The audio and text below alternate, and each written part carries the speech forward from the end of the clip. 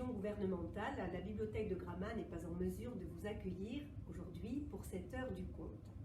Alors, nous avons décidé, encore une fois, de venir vers vous. La mairie de Gramma et la bibliothèque sont très heureuses de pouvoir vous offrir aujourd'hui une séance de conte autour du thème « Dans mon jardin, il y a 2 petites fleurs et 3 petits pois ». Donc les enfants, vous l'aurez compris, je vais vous lire des livres autour des fleurs, mais aussi des légumes, et puis des petites graines, des arbres, tout ce que la nature nous offre et nous apporte et qui enjolive notre vie. Pour commencer, je vais vous lire un texte, Premier printemps, d'Anne Crozat, aux éditions Mémo.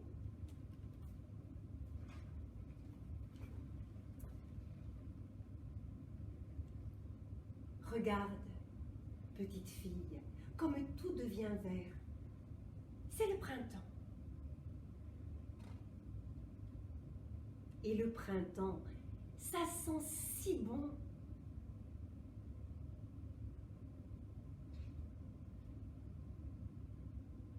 En fermant les yeux, tu entends mieux les merles chanter.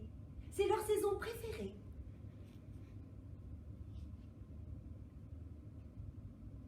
Et lorsqu'une petite créature vient se poser sur ta peau, elle te chatouille.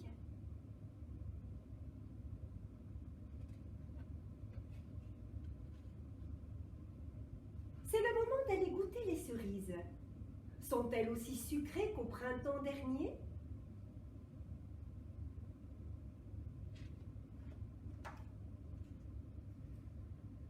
Regarde, les lucioles répondent aux étoiles filantes. L'été est arrivé.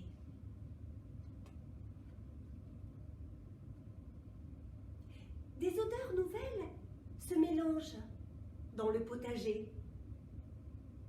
La tomate et le basilic, la verveine et la menthe.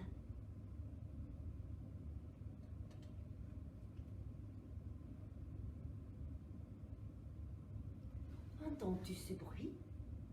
L'année dernière, il te faisait peur, mais maintenant, tu reconnais bien le grondement de l'orage l'été.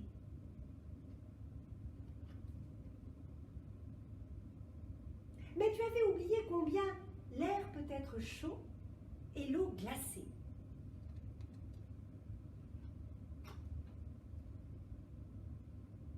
Parfois, l'été a aussi le goût du sable dans la bouche.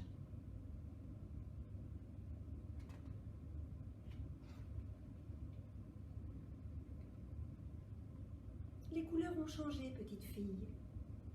Et voici déjà l'automne. Regarde le vent qui emporte les fourmis. Les graines aussi vont se cacher. Suivons-les.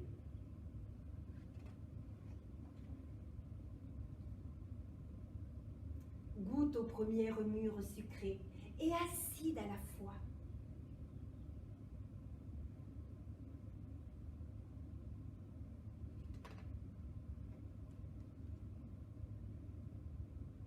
Dans la forêt, ça sent la mousse, les champignons et la terre mouillée.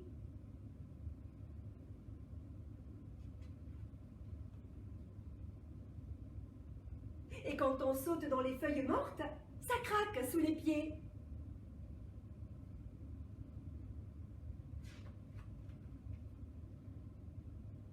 Dans la maison des châtaignes, c'est tout doux. Mais attention, Raymond, ça pique aussi. Par ici.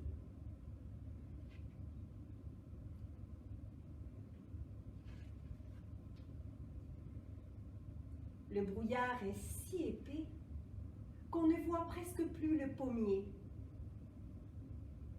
C'est l'hiver.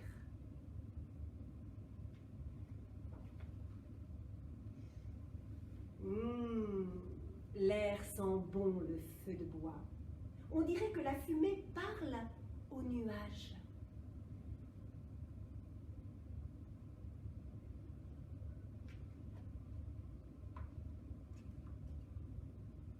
Écoute le silence de la neige.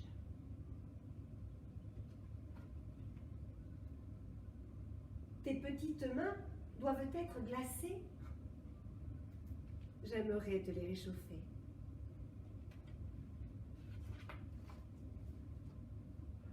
Mais toi, tu ne sens que le goût des flocons dans ta bouche.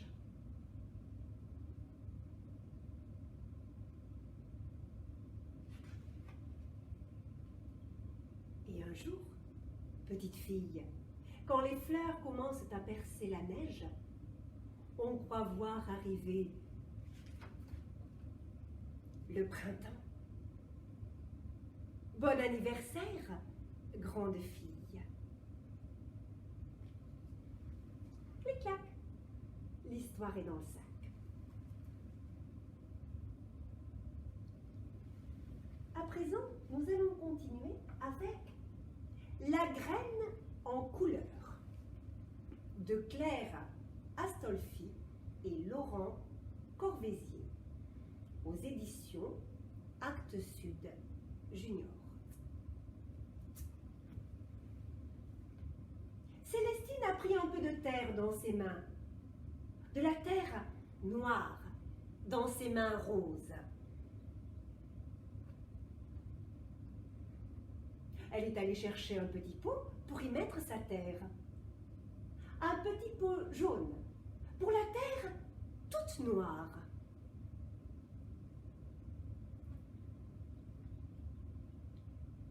Puis, elle a pris délicatement la petite graine.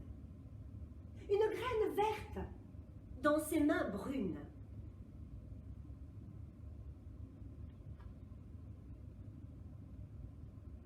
Elle a fait un trou avec son doigt pour y planter la graine et l'a recouvert de terre. Tout est devenu marron.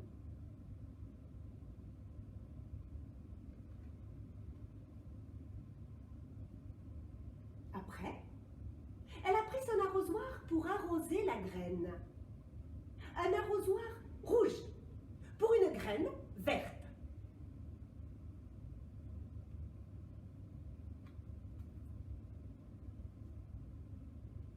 Quand l'eau a coulé sur la terre, ça a fait des bulles. De l'eau bleue pour des bulles marron.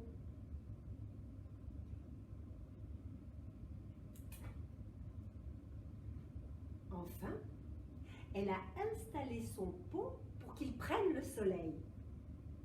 Un soleil jaune pour un pot jaune.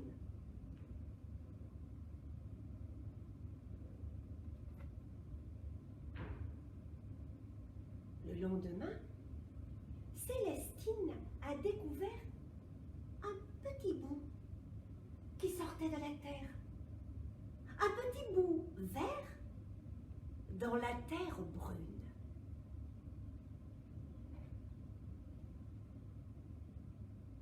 Chaque jour, elle a arrosé le petit bout. Un petit bout vert sous des gouttes bleues.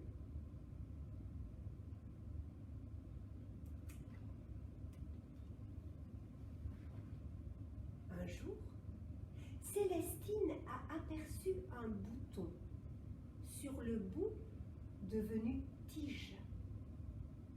Un bouton rose sur une tige verte.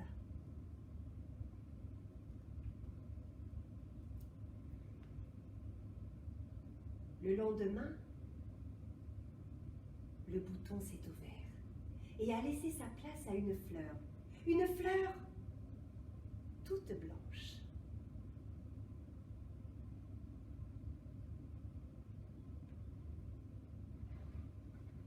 Clic-clac, l'histoire est dans le sac.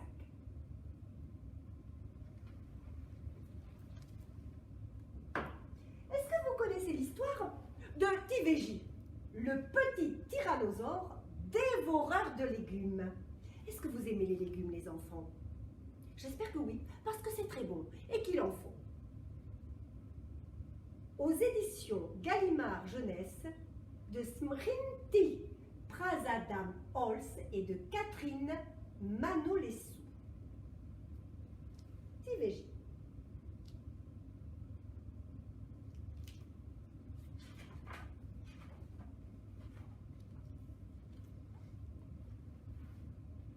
Alex, le T-Rex, poussait de terribles grondements.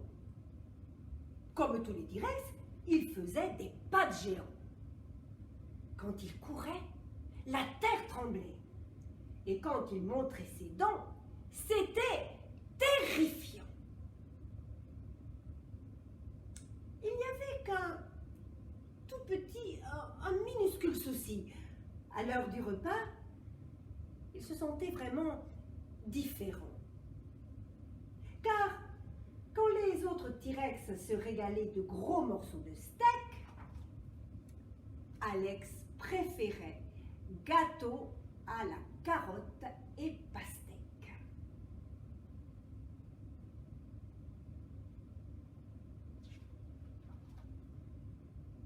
Alex raffolait des brocolis, mais aussi des radis. Il engloutissait des tonnes de légumes verts et de fruits. Miam, c'est exquis, disait-il à ses amis. Il faut absolument goûter ça. Tarte aux poireaux et mousse d'avocat. Mangue, pêche, ananas. Il en mangeait de pleines calebasses. Et un jus fraise banane. Mais quel régal! Épinards, petits pois, laitue. Oh oui, il se jetait dessus comme une friandise. Il picorait des cerises. Bon sang, mais qu'est-ce que tu as? Grondait son papa. Tu devrais manger de la viande. Viande, viande, gémissait maman T-Rex. Tu ne gagneras jamais les Jeux Tyrannolompiques, le taquinait son copain Eric. Et pourquoi pas? Répliquait Alex. Je suis aussi rapide que toi.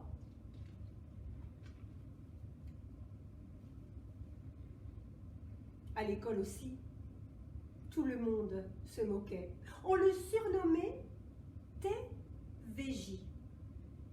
Un T-Rex végétarien. Non mais, ça va pas bien. Les T-Rex dévorent la viande à pleines dents. C'est ce qui nous rend si puissants. À force de manger des crudités, tu vas te ratatiner. Ricanait-il. Tu n'es pas un tyrannosaure. Tu es un tyrannovert qui n'aime que les légumes verts.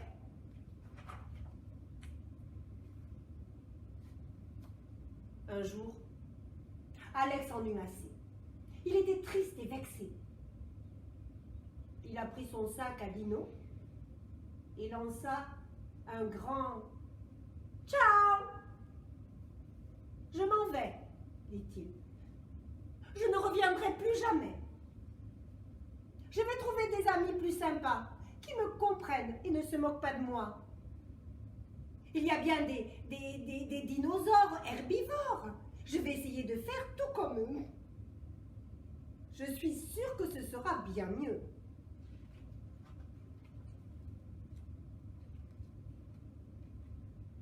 Il commença par patauger dans l'agadou. Mais ça ne lui plaisait pas du tout. C'était humide, froid et visqueux. Il tenta d'herbivore, mais fit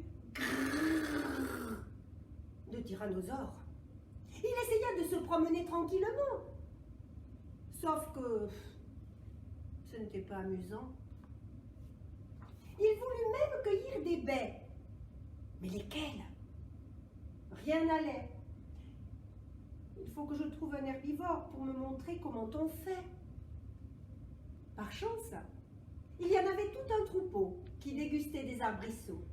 « Voilà mes nouveaux amis !» s'écria Alex, fonçant droit sur eux de son pas de T-Rex. Mais en le voyant, les herbivores hurlèrent. « Au secours! Un tyrannosaure !»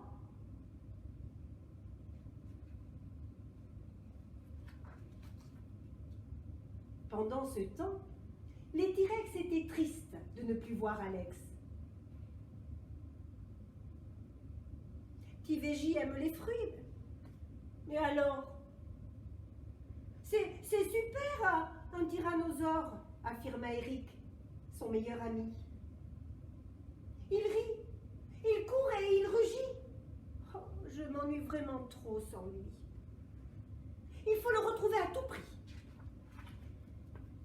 Aussitôt, ils se mirent en chemin, quand soudain, ils entendirent un craquement au loin.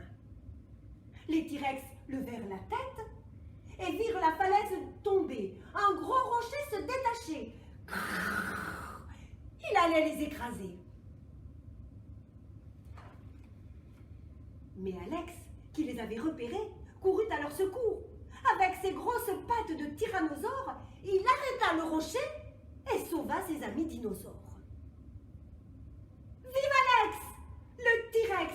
Bravo TVJ, le super tyrannosaure! Alex se mit à rire et dit « Oui, je suis sacrément musclé grâce à mes fruits et à mes crudités. »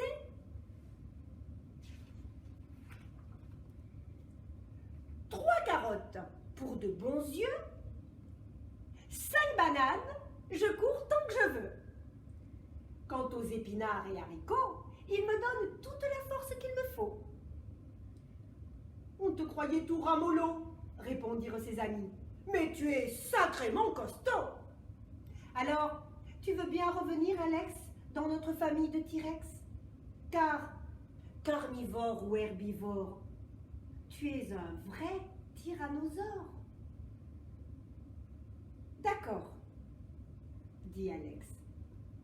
Mais jurez-moi de ne plus jamais vous moquer de ce que j'ai envie de manger. C'est promis, répondirent en chœur ses amis. Les T-Rex organisèrent un immense festin végétarien. Champignons, concombres, pastèques et crudités à la place des steaks. Les T-Rex dansèrent toute la nuit et Alex était ravi. Car pour la première fois, il était fier d'être, lui, TVJ.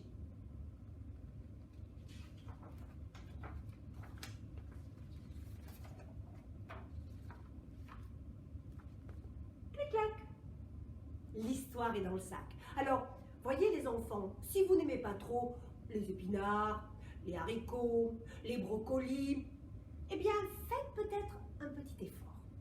Et vous verrez que c'est quand même très bon. Et puis, Maus costaud. À présent, je vais vous lire l'alphabet des plantes et des animaux d'Émilie Faste aux éditions Mémo.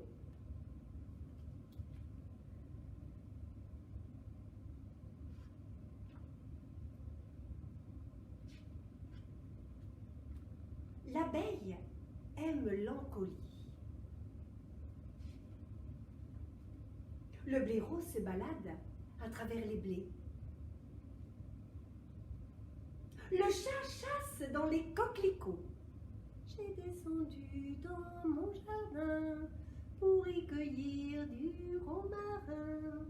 Gentil coquelicot, mesdames, gentil coquelicot nouveau. Le dindon se dandine parmi les dahlias.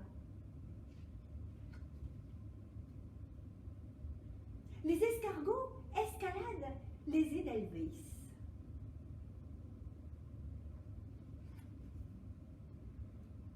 Les fourmis se faufilent dans les fraisiers.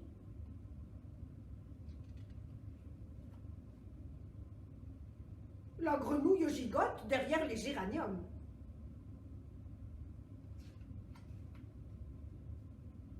Le hérisson se hasarde sous les hortensias. L'ibis est intrigué par les iris.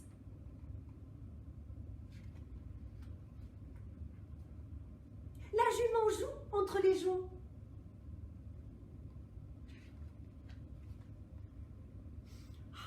Le kiwi kiffe les calanchois.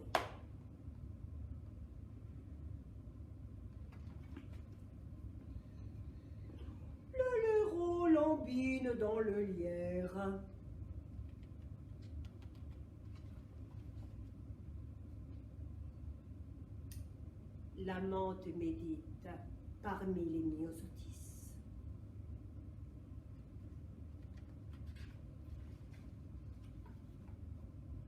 Le nandou nidifie au milieu des narcisses.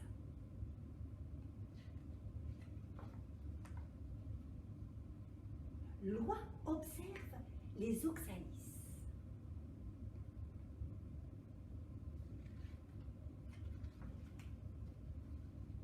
Les poules se promènent sous la passiflore.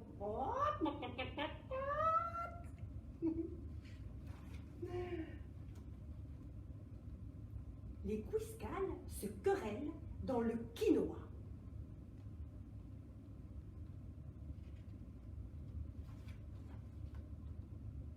Le renard se réfugie derrière les ronces.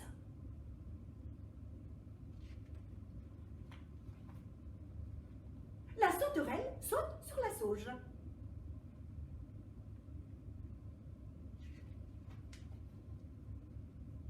La taupe trottine à travers les trèfles.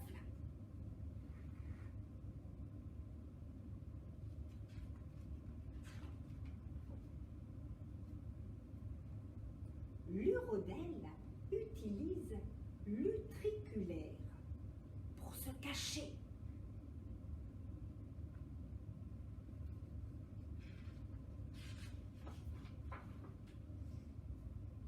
La vipère vagabonde parmi les violettes.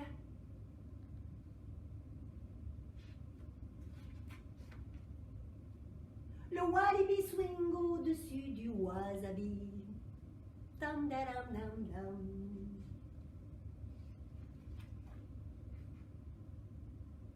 Le xérus examine la xérophile.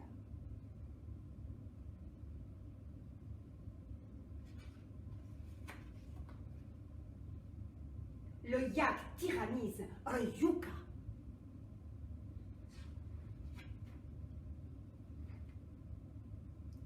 Le zygoptère zigzague entre les zinnias.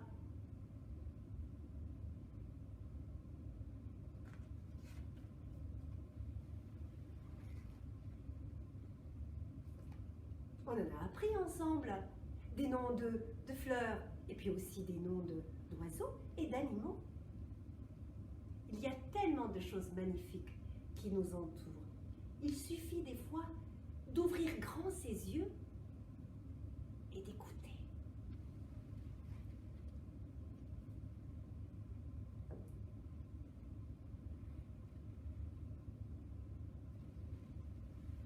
Pour les plus petits, regarde dans l'herbe, aux éditions Nathan.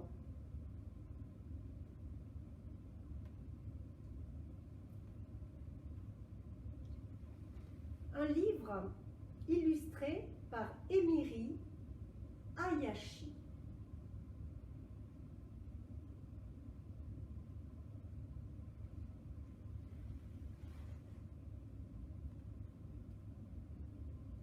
Regarde, c'est le matin. Une maman coccinelle se promène dans l'herbe. Si tu la poses sur ta main, elle va s'envoler au loin. Regarde, un escargot s'est caché dans le potager. Pour son déjeuner, il grignote une feuille de salade, sans se presser.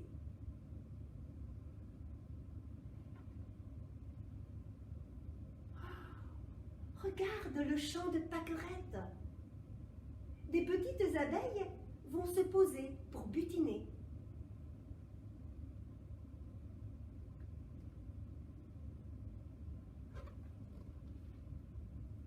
Regarde au bord de la rivière. 3 libellules volent et tourbillonnent dans l'air.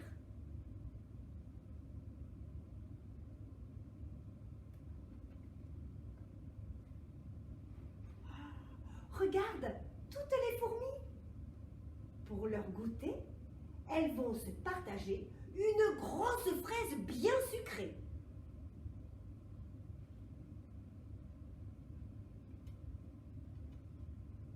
Regarde, il fait noir. 1000 papillons blancs s'envolent. Ils sont venus te dire bonsoir. Clic-clac, l'histoire est dans le sac.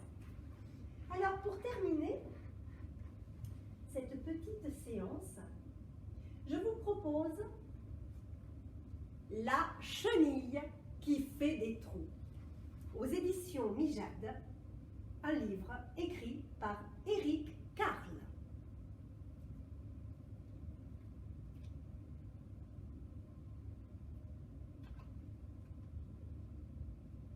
Dans la lumière de la lune, un petit œuf repose sur une feuille.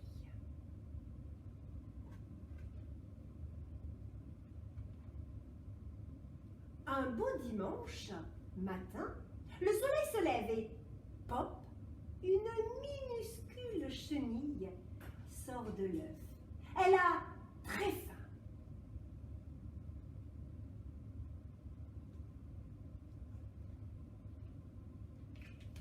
Aussitôt, elle part à la recherche de nourriture. Le lundi, elle croque dans une pomme. Elle y fait un trou, mais elle a encore faim. Le mardi, elle croque 2 poires. Elle y fait 2 trous, mais elle a encore faim.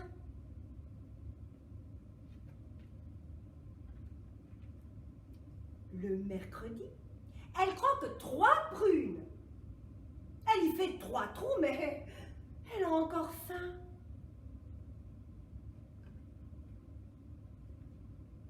Le jeudi, elle croque 4 fraises. Elle y fait 4 trous, mais elle a encore faim. Le vendredi, elle croque 5 oranges. Elle y fait 5 trous, mais elle a encore faim.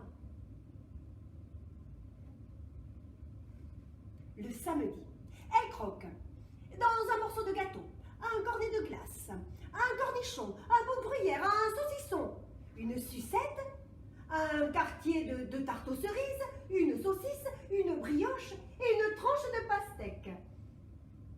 Cette nuit-là, elle a mal au ventre.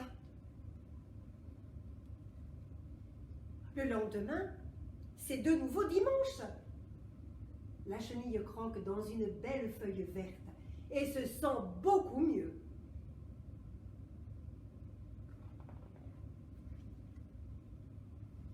Maintenant, elle n'a plus faim du tout.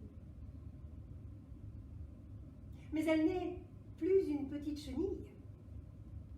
Elle est devenue grosse et grasse. Elle se construit une maison, un cocon, et s'y blottit. 2 semaines plus tard, quand elle le perce pour en sortir, elle est devenue un superbe papillon. Clic-clac, l'histoire est dans le sac. Alors voilà mes petits loups, c'est sur ces images, ces couleurs et ces goûts que se termine cette séance vidéo, cette séance de contes. Et je vous donne rendez-vous au mois de mai, je croise les doigts, pour de nouvelles aventures autour d'autres histoires pleines de tendresse, de sensibilité et de poésie. Mes petits loulous, protégez-vous et à très vite. Je vous aime très fort. Ciao, ciao.